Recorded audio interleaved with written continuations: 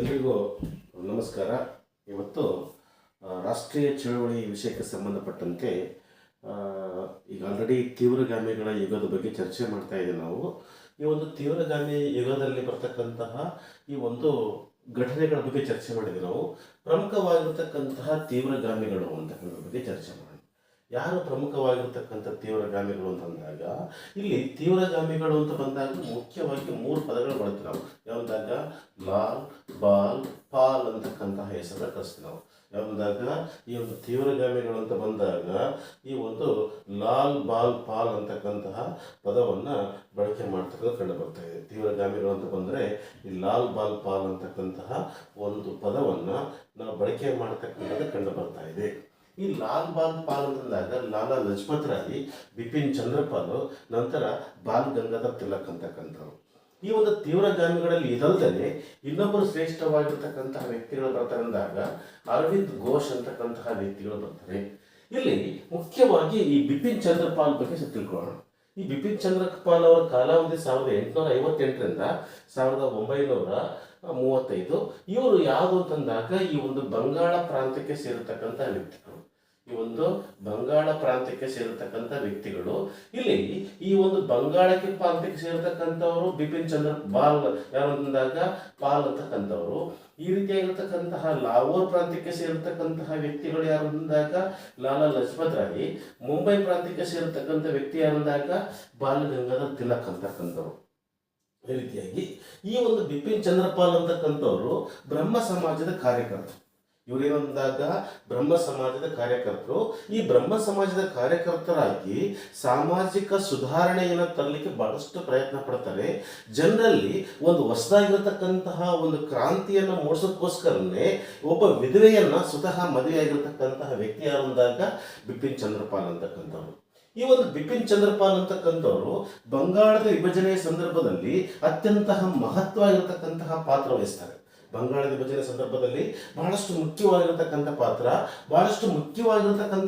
ಅಂತಂದಾಗ ಸ್ವದೇಶಿ ಚಳವಳಿ ಅಂತಕ್ಕಂಥದ್ದು ಆ ಸಂದರ್ಭದಲ್ಲಿ ಕೇವಲ ಸ್ವದೇಶಿ ವಸ್ತುಗಳನ್ನು ಬಳಸಿಕೆ ಮಾಡಬೇಕು, ವಿದೇಶಿ ವಸ್ತುಗಳನ್ನ ಬಹಿಷ್ಕಾರ ಮಾಡಬೇಕು ಅಂತ ಏನ್ ಮಾಡ್ತಾರೆ, ತೀವ್ರವಾಗಿರತಕ್ಕಂತಹ ಹೋರಾಟ ಮಾಡ್ತಾರೆ. ಅದೇ ರೀತಿ ಜನರನ್ನ ಚಳವಳಿಯತ್ತ ಪ್ರೇರೇಪಿಸೋಕ್ಕೋಸ್ಕರನೇ, ಪ್ರಚೋದನೆ ಕೊಡೋಕ್ಕೋಸ್ಕರನೇ ಕಾಳಿ ದುರ್ಗಾ ಮಾತೆ ಹೆಸರಿನಲ್ಲಿ ಒಂದು ಪಡೆ ನಿರ್ಮಾಣ ಮಾಡ್ತಾರೆ. ಈ ರೀತಿಯ ಕಾಳಿ ದುರ್ಗಾ ಮಾತೆ ಅಂತಕ್ಕಂಥದ್ದು ಈ ಒಂದು ಬಂಗಾಳದಲ್ಲಿ ಶ್ರೇಷ್ಠವಾಗಿರ್ತಕ್ಕಂತಹ ಒಂದು ಆಧ್ಯಾತ್ಮಿಕವಾಗಿರ್ತಕ್ಕಂಥ ವ್ಯಕ್ತಿ. ಈ ಒಂದು ಕಾಳಿ ದುರ್ಗಾ ಮಾತೆ ಹೆಸರಲ್ಲಿ ಜನರನ್ನ ರಾಷ್ಟ್ರೀಯ ಚಳವಳಿಯಲ್ಲಿ ಪ್ರಚೋದನೆ ಮಾಡ್ತಕ್ಕಂಥ ಕೆಲಸವನ್ನ ಮಾಡ್ತಾರೆ. ಅದೇ ರೀತಿ ರಾಷ್ಟ್ರೀಯ ಚಳವಳಿಯಲ್ಲಿ ಜನರನ್ನು ಭಾಗವಹಿಸೋಕ್ಕೋಸ್ಕರನೇ ಇವರು ಒಂದು ಪತ್ರಿಕೆ ಹೊಡಿಸ್ತಾರೆ. ಯಾಕಂದಾಗ ಪಾರದರ್ಶಕ ಅಂತಕ್ಕಂಥ ಪತ್ರಿಕೆ ಹೊಡಿಸ್ತಾರೆ. ಅದಲ್ಲದೆ ಇವರಿಗಿರ್ತಕ್ಕಂಥ ಬಿರುದು ಈ ಒಂದು ಬಂಗಾಳದ ರಾಷ್ಟ್ರೀಯತೆಯ ಪ್ರವಾದಿ ಅಂತ ಕರಿತೀವಿ ನಾವು. ಯಾರನ್ನ? ಈ ಒಂದು ಬಿಪಿನ್ ಚಂದ್ರಪಾಲ್ ಅವರನ್ನ ಬಂಗಾಳದ ರಾಷ್ಟ್ರೀಯತೆಯ ಪ್ರವಾದಿ ಅಂತ ಕರಿತೀವಿ ನಾವು. ಅದೇ ರೀತಿಯಾಗಿ ಬಂಕಿಮ್ ಚಂದ್ರ ಚಟರ್ಜಿ ಅಂತಕ್ಕಂಥವ್ರು. ಯಾರು ಅಂದಾಗ ಬಂಕಿಮ್ ಚಂದ್ರ ಚಟರ್ಜಿ ಇವರನ್ನ ಬಂಗಾಳದ ಡಾಂಟನ್ ಅಂತಕ್ಕಂತಹ ಪದವನ್ನ ಇವರಿಗೆ ಬಳಕೆ ಮಾಡಿದ್ದಾರೆ. ಇದು ಬಿಪಿನ್ ಚಂದ್ರಪಾಲ್ ಬಗ್ಗೆ ಇರತಕ್ಕಂತಹ ಮುಖ್ಯವಾಗಿರ್ತಕ್ಕಂಥ ಅಂಶಗಳು. ಒಬ್ಬ ಶ್ರೇಷ್ಠವಾಗಿರ್ತಕ್ಕಂತಹ ಹೋರಾಟಗಾರ ಅಂತಂದಾಗ ಲಾಲಾ ಲಜಪತ್ ರಾಯ್ ಅಂತಕ್ಕಂಥವ್ರು. ಲಾಲಾ ಲಜಪತ್ ರಾಯ್ ಅಂತಕ್ಕಂಥವ್ರು 1865ರಿಂದ 1928ರಲ್ಲಿ ಇರ್ತಕ್ಕಂಥವ್ರು. ಇವರು ಯಾರು ಅಂತಂದಾಗ ಈ ಒಂದು ಪಂಜಾಬ್ ಪ್ರಾಂತ್ಯಕ್ಕೆ ಸೇರತಕ್ಕಂಥ ವ್ಯಕ್ತಿಗಳು. ಈಗಿರ್ತಕ್ಕಂತಹ ಪಂಜಾಬ್ ಆಗಿರ್ತಕ್ಕಂತಹ ಈ ಒಂದು ಪಶ್ಚಿಮ ಪಂಜಾಬ್, ಪೂರ್ವ ಪಂಜಾಬ್ ಸೇರ್ಕೊಂಡು ಈ ಒಂದು ಪಂಜಾಬ್ ಪ್ರಾಂತ್ಯ ಇರ್ತಕ್ಕಂತಹ ವ್ಯಕ್ತಿ ಅಂತಕ್ಕಂಥವ್ರು. ಈತ ಗ್ಯಾರಿಬಾಲ್ಡಿ ವಿಚಾರಗಳಿಂದ ಈ ಒಂದು ಇರಟೆಲೆ ಏಕೀಕರಣದಲ್ಲಿ ಬರ್ತಕ್ಕಂಥ ಶ್ರೇಷ್ಠವಾಗಿರ್ತಕ್ಕಂಥ ವ್ಯಕ್ತಿ. ಈ ಗ್ಯಾರಿಬಾಲ್ಡಿ ವಿಚಾರಗಳಿಂದ ಈತ ಪ್ರಭಾವಿತನಾಗಿದ್ದಾನೆ. ಹಂಗಾಗಿ ಈತನನ್ನ ಈ ಒಂದು ಪಂಜಾಬಿನ ಸಿಂಹ ಅಂತ ಪದವನ್ನು ಬಳಕೆ ಮಾಡಿದ್ವಿ ನಾವು. ಇಲ್ಲಿ ಪಂಜಾಬಿನ ಸಿಂಹ ಮತ್ತು ಪಂಜಾಬಿನ ಪುರುಷ ಸಿಂಹ ಅಂತ ಇಬ್ಬರು ಬರ್ತಾರೆ. ಪಂಜಾಬಿನ ಪುರುಷ ಸಿಂಹ ಅಂತಂದ್ರೆ ಯಾವಂದಾಗ ಭಗತ್ ಸಿಂಗ್. ಪಂಜಾಬಿನ ಸಿಂಹ ಅಥವಾ ಪಂಜಾಬಿನ ಕೇಸರಿ ಅಂತಕ್ಕಂಥ ಪದವನ್ನು ಯಾರಿಗೆ ಬಳಕೆ ಮಾಡಿದ್ರಂದಾಗ ಲಾಲಾ ಲಜಪತ್ ರಾಯ್ಗೆ ಬಳಕೆ ಮಾಡಿದ್ರೆ ಗೊತ್ತಿರ್ಬೇಕು ನಾವು.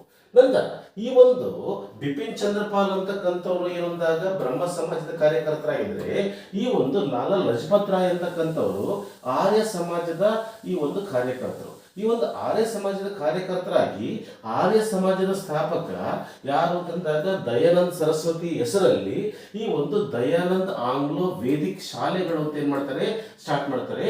ಇವುಗಳನ್ನ ಲಾಹೋರ್ನಲ್ಲಿ ರಾಷ್ಟ್ರೀಯ ಶಾಲೆಗಳಾಗಿ ಇವರು ಆರಂಭ ಮಾಡ್ತಾರೆ. ಈ ಒಂದು ರಾಷ್ಟ್ರೀಯ ಶಾಲೆಗಳಾಗಿ ಆರಂಭ ಮಾಡ್ತಾರೆ. ಅದೇ ರೀತಿಯಾಗಿ ಇವರು ಮುಖ್ಯವಾಗಿ ಈ ಒಂದು ಜಾಗೃತಿಗೊಳಿಸೋಕ್ಕೋಸ್ಕರನೇ ಒಂದು ಸಂಸ್ಥೆ ಬರುತ್ತೆ, AITUC ಅಂತಕ್ಕಂಥದ್ದು. AITUC ಅಂದಾಗ All India Trade Union Congress. All India Trade Union Congress. All India Trade Union Congress ಅನ್ನು ಸ್ಥಾಪನೆ ಮಾಡಿರ್ತಕ್ಕಂಥ ವ್ಯಕ್ತಿ ಯಾರು ಅಂದಾಗ NM ಜೋಶಿ ಅಂತಕ್ಕಂಥವ್ರು.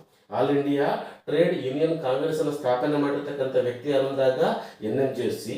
ಈ ಒಂದು NM ಜೋಶಿ ಸ್ಥಾಪನೆ ಮಾಡಿರ್ತಕ್ಕಂತಹ ಇದರ ಮೊದಲ ಒಂದು ಅಥವಾ ಪ್ರಥಮ ಅಧಿವೇಶನದ ಅಧ್ಯಕ್ಷತೆ ವಹಿಸಿರ್ತಕ್ಕಂಥವ್ರು ಯಾರು ಅಂತಂದಾಗ ಲಾಲಾ ಲಜಪತ್ ರಾಯ್ ಅಂತಕ್ಕಂಥವ್ರು ಈ ಒಂದು AITUCಯ ಮೊದಲ ಅಧ್ಯಕ್ಷತೆಯನ್ನು ವಹಿಸ್ತಾರೆ.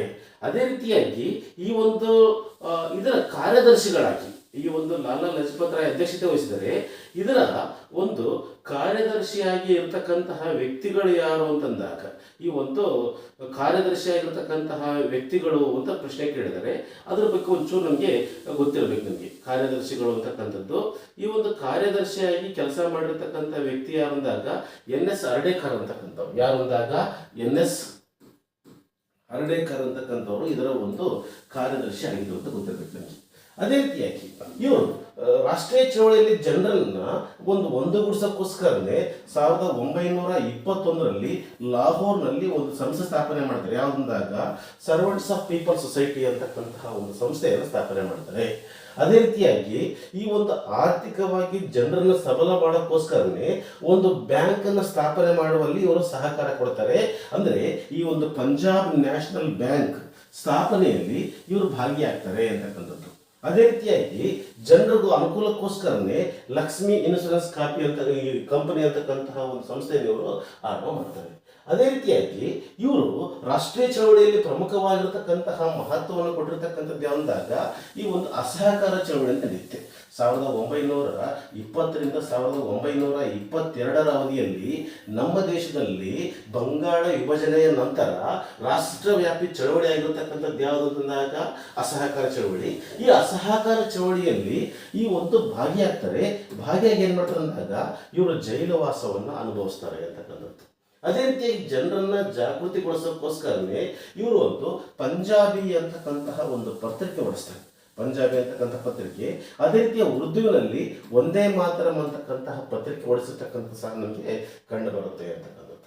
ನಂತರ ಇವರ ಒಂದು ಶ್ರೇಷ್ಠವಾಗಿರತಕ್ಕಂತಹ ಕೃತಿಗಳು ಯಾವುದು ಅಂದಾಗ ಅನ್ಯಾಪಿ ಇಂಡಿಯಾ ಅಂತಕ್ಕಂಥದ್ದು. ಈ ಒಂದು ಅನ್ಯಾಪಿ ಇಂಡಿಯಾ, ದ ಆರ್ಯ ಸಮಾಜ ಅಂತಕ್ಕಂಥ ಕೃತಿಯನ್ನ ಇವರು ರಚನೆ ಮಾಡ್ತಾರೆ ಅಂತಕ್ಕಂಥದ್ದು. ಅದಾದ ಕೂಡಲೇ ಈ ಒಂದು ಲಾಲಾ ಲಜಪತ್ ರಾಯ್ ಅವರತಕ್ಕಂಥದ್ದು ಏನಂದಾಗ ಇವರು ಸೈಮನ್ ಕಮಿಷನ್ ವಿರುದ್ಧ, ಅಂದ್ರೆ ನಮ್ಮ ದೇಶದಲ್ಲಿ ಒಂದು ಸೈಮನ್ ಕಮಿಷನ್ ಅಂತಕ್ಕಂಥ 1927ಕ್ಕೆ ಏನಾಗುತ್ತೆ, ಇಂಗ್ಲೆಂಡ್ ನಲ್ಲಿ Simon commission, sir John Simon ನೇತೃತ್ವದಲ್ಲಿ ಒಂದು ಸೈಮನ್ ಕಮಿಷನ್ ರಚನೆ ಆಗುತ್ತೆ. ಈ ಒಂದು ಸೈಮನ್ ಕಮಿಷನ್ ರಚನೆಯಾದಾಗ ಆ ಸಂದರ್ಭದಲ್ಲಿ ಭಾರತೀಯರು ಸೈಮನ್ ಕಮಿಷನ್ ಅನ್ನು ವಿರೋಧ ಮಾಡ್ತಾರೆ. ವಿರೋಧ ಮಾಡಲಿಕ್ಕೆ ಮುಖ್ಯವಾಗಿರ್ತಕ್ಕಂಥ ಕಾರಣ ಭಾರತಕ್ಕೆ ಬೇಕಾಗಿರ್ತಕ್ಕಂಥ ಸಾಂವಿಧಾನಿಕ ಸುಧಾರಣೆಗಳನ್ನ ಭಾರತೀಯರ ಮಾಡಬೇಕು. ಆದರೆ ಸಂಪೂರ್ಣವಾಗಿ ಇದು 7 ಜನರ ತಂಡ, 7 ಜನರು ಇಂಗ್ಲಿಷ್ ಇರ್ತಾರೆ. ಹಂಗಾಗಿ ಭಾರತಕ್ಕೆ ಬೇಕಾಗಿರ್ತಕ್ಕಂಥ ಸಂವಿಧಾನ ಸುಧಾರಣೆಯನ್ನು ಮಾಡುವಲ್ಲಿ ಭಾರತೀಯರಿಗೆ ಅವಕಾಶ ಕೊಟ್ಟಿಲ್ಲ.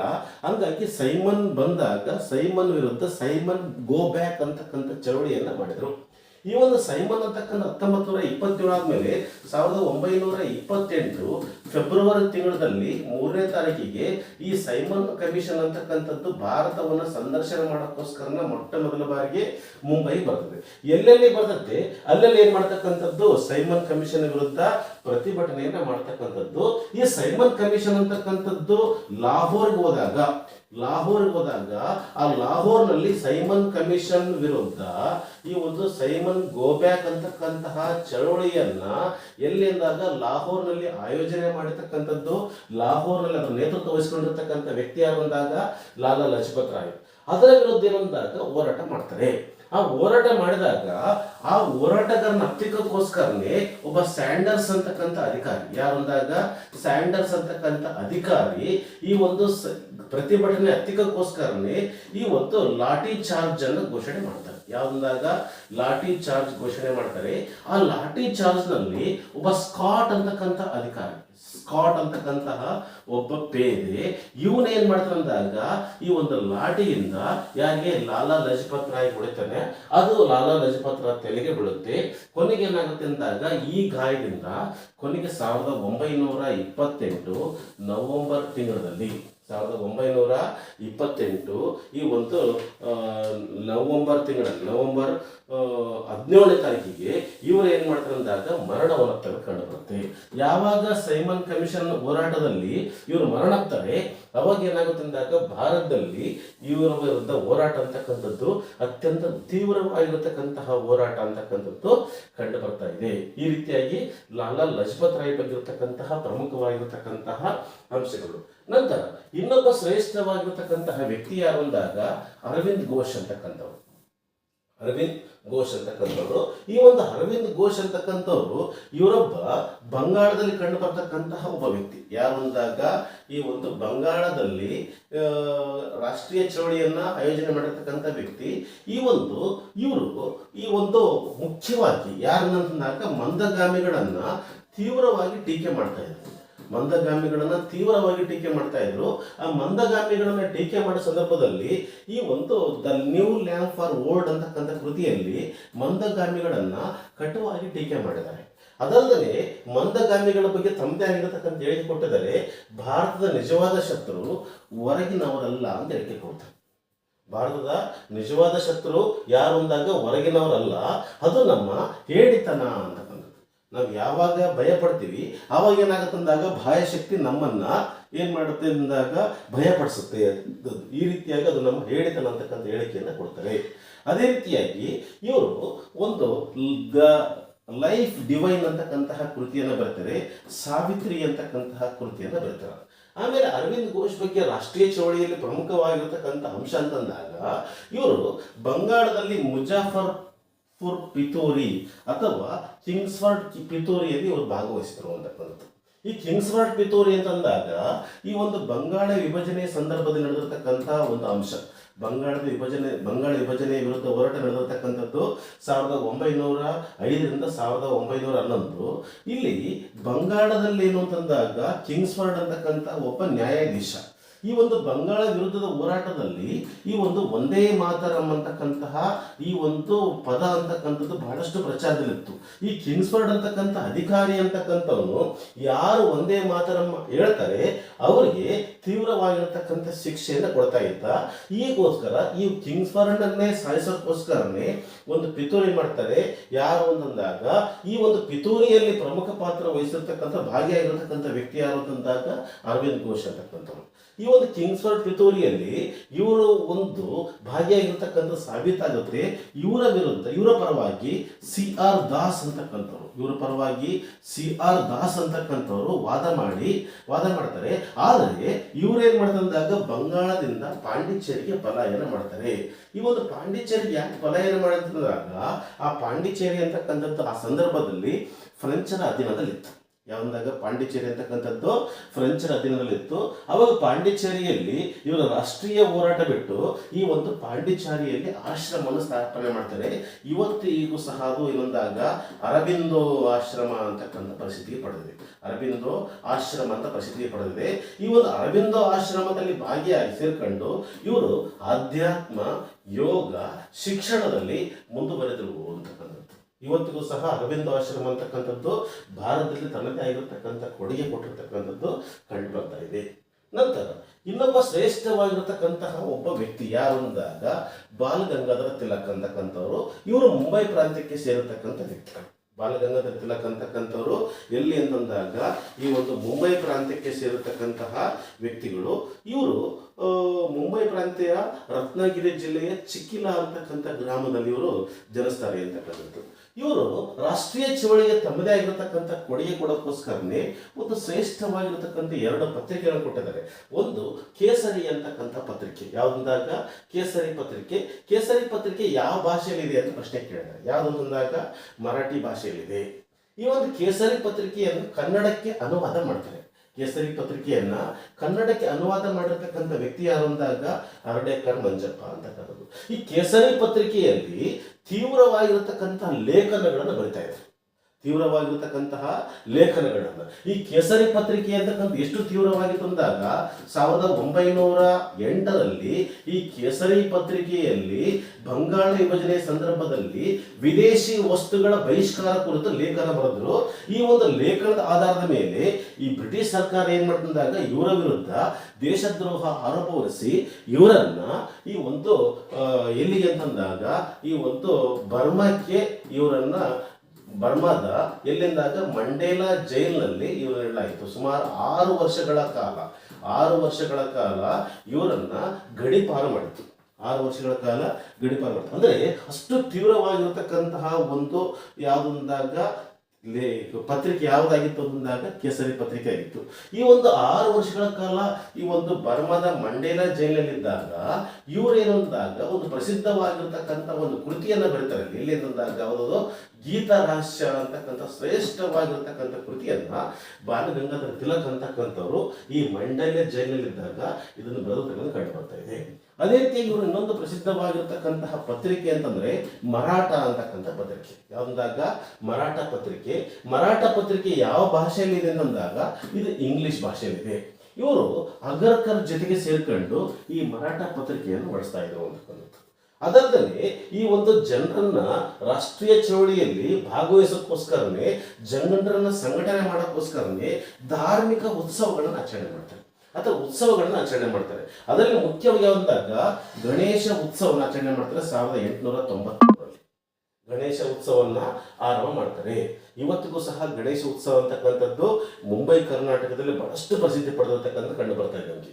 ಅದೇ ರೀತಿಯಾಗಿ ಶಿವಾಜಿ ಜಯಂತಿ ಅಂತಕ್ಕಂಥದ್ದನ್ನ 1895ರಲ್ಲಿ ಅಂದ್ರೆ ಭಾರತೀಯ ಒಂದು ಸಾಂಸ್ಕೃತಿಕ ಪರಂಪರೆಯನ್ನ ಜನರ ಕಣ್ಮುಂದೆ ತರೋದ್ರ ಮೂಲಕ ರಾಷ್ಟ್ರೀಯ ಚಳವಳಿಯನ್ನ ಉತ್ತೇಜನ ಮಾಡತಕ್ಕಂಥ ಪ್ರಯತ್ನವನ್ನ ಯಾರು ಮಾಡಿದ್ರು ಅಂತಂದಾಗ ಈ ಒಂದು ಬಾಲಗಂಗಾಧರ ತಿಲಕ್ ಅಂತಕ್ಕಂಥವ್ರು ಮಾಡಿರ್ತಕ್ಕಂಥ ಕಂಡು ಬರ್ತಾ ಇದೆ. ಅದೇ ರೀತಿಯಾಗಿ ಇವರ ಒಂದು ಪ್ರಸಿದ್ಧವಾಗಿರತಕ್ಕಂಥ ಹೇಳಿಕೆಗಳು, ಯಾವ್ಯಾವ ಹೇಳಿಕೆಗಳು ಇವರು ಜಾಸ್ತಿ ಪ್ರಸಿದ್ಧ ಪಡೆದವು ಇವನ್ನೆಲ್ಲ ಪರೀಕ್ಷೆಯಲ್ಲಿ ಕೇಳಿದ್ದಾರೆ. ಸ್ವರಾಜ್ಯ ನನ್ನ ಜನ್ಮಸಿದ್ಧ ಹಕ್ಕು, ಅದನ್ನು ನಾನು ಪಡೆದೇ ತೀರುತ್ತೇನೆ ಅಂತಕ್ಕಂಥ ಹೇಳಿಕೆಯನ್ನು ಕೊಡ್ತಾರೆ. ಅಂದ್ರೆ ಸ್ವರಾಜ್ಯ ಅಂತಕ್ಕಂಥದ್ದು ನಮಗೆ ಬೇಕೇ ಬೇಕು ಅಂತ ಹೇಳ್ತಾರೆ. ಅದೇ ರೀತಿಯಾಗಿ ಇನ್ನೊಂದು ಪ್ರಸಿದ್ಧವಾಗಿರತಕ್ಕಂಥ ಹೇಳಿಕೆ ಕೊಡ್ತಾರೆ ಅಂದಾಗ ಕಳ್ಳರು ಮನೆಯನ್ನು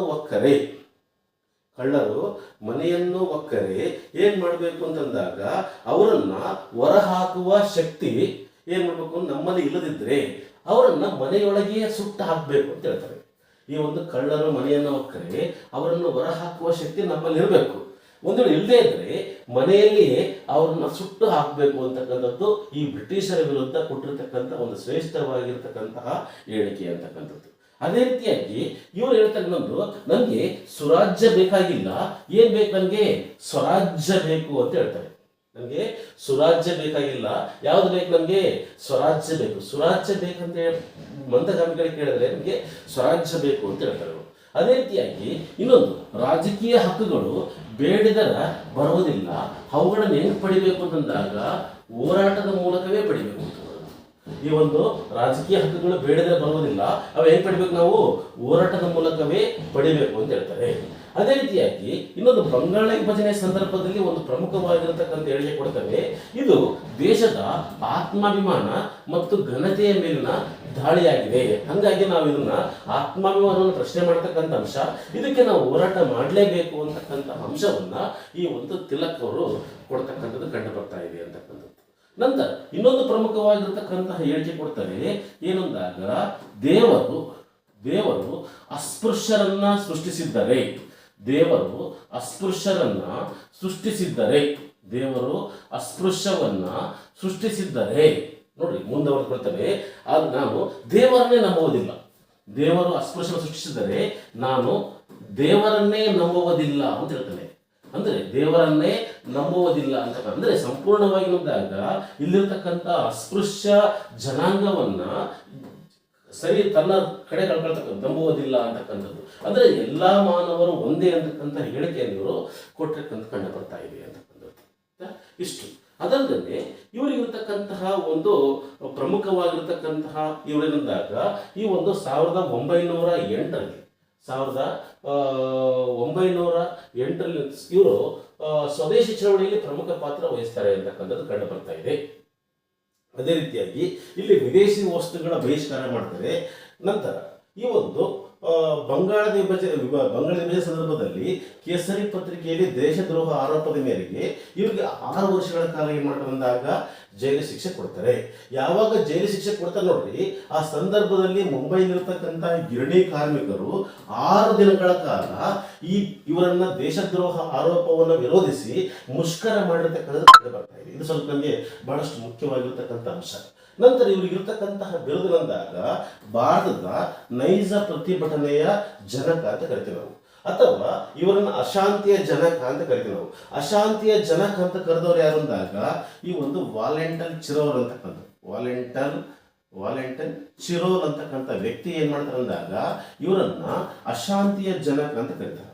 ಅದೇ ರೀತಿಯಾಗಿ ಈ ಒಂದು ಬಂಗಾಳದ ಒಂದು ವಿಭಜನೆ ಹೋರಾಟ ಸಂದರ್ಭದಲ್ಲಿ 1908ರಿಂದ 1914ರವರೆಗೆ 6 ವರ್ಷಗಳ ಕಾಲ ಜೈಲು ಶಿಕ್ಷೆ ಅನುಭವಿಸಿ ಮತ್ತೆ ಇಲ್ಲಿ ಬರ್ತಾರಂದಾಗ ಬಂದಾಗ ಆ ಸಂದರ್ಭದಲ್ಲಿ ಒಂದು ಪ್ರಮುಖವಾಗಿರತಕ್ಕಂತಹ ಹೋರಾಟ ಮಾಡ್ತಾರೆ. ಯಾವುದಂದಾಗ ಹೋಮ್ ರೂಲ್ ಚಳವಳಿಯಲ್ಲಿ ಭಾಗಿಯಾಗ್ತಾರೆ. ಹನಿ ಬೆಸೆಂಟ್ ಜೊತೆಗೆ ಸೇರ್ಕೊಂಡು ಭಾರತದಲ್ಲಿ ಹೋಮ್ ರೂಲ್ ಚಳವಳಿಯಲ್ಲಿ ಭಾಗವಹಿಸ್ತಾರೆ. ಹೋಮ್ ರೂಲ್ ಚಳವಳಿಯ ಮೂಲಕ ಜನರಲ್ಲಿ ರಾಷ್ಟ್ರೀಯ ಪ್ರಜ್ಞೆ ಹೋರಾಟ ಬೆಳೆಸ್ತಾರೆ.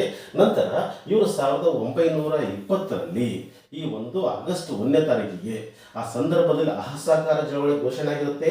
ಅಸಹಕಾರ ಚಳವಳಿಯ ಘೋಷಣೆ ದಿನಾಂಕದಂದು ಏನಂದಾಗ ಇವರು ಮರಣವನ್ನಾಗ್ತಾರೆ. ಯಾವ ಕಾಯಿಲೆಯ ಮೂಲಕ ಮರಣಾಗ್ತಾರೆ ಅಂದಾಗ ನ್ಯೂಮೋನಿಯಾ ಕಾಯಿಲೆಯ ಮೂಲಕ ಇವರು ಮರಣಾಗ್ತಾರೆ. ಇವರ ಮರಣದ ಸುದ್ದಿ ಕೇಳಿರ್ತಕ್ಕಂಥ ಗಾಂಧೀಜಿ ಒಂದು ಹೇಳಿಕೆ ಕೊಡ್ತಾರೆ. ಈ ಒಂದು ಮರಣದ ಸುದ್ದಿ ಕೇಳಿರ್ತಕ್ಕಂಥ ಗಾಂಧೀಜಿ ಅಂತಕ್ಕಂಥವರು ನನ್ನ ಬಲವಾದ ಅಥವಾ ಶಕ್ತಿಯುತವಾದ ಒಂದು ಕೋಟೆ ಉರುಳಿ ಹೋಯಿತು ಅಂತಕ್ಕಂತಹ ಹೇಳಿಕೆಯನ್ನ ಯಾರಿಗೆ ಕೊಡ್ತಾರಂತಾಗ ಈ ಒಂದು ಗಂಗಾಧರ ನಾಯಕ್ ಬಾಲ ಗಂಗಾಧರ ತಿಲಕ್ ಬಗ್ಗೆ ಒಂದು ಹೇಳಿಕೆ ಕೊಡ್ತಾರೆ. ಇಷ್ಟು ನಮ್ಮ ಈ ಒಂದು ವಿಡಿಯೋದ ಪ್ರಮುಖವಾಗಿರ್ತಕ್ಕಂಥ ಅಂಶಗಳು. ನಮ್ಮ ವಿಡಿಯೋಗಳು ತಮಗೆ ಇಷ್ಟ ಆಗಿದ್ದರೆ ಎಲ್ಲರಿಗೂ ಶೇರ್ ಮಾಡಿ ಅಂತಕ್ಕಂಥದ್ದು ಹೇಳ್ತಾ ಇದ್ದೇನೆ. ಧನ್ಯವಾದಗಳು.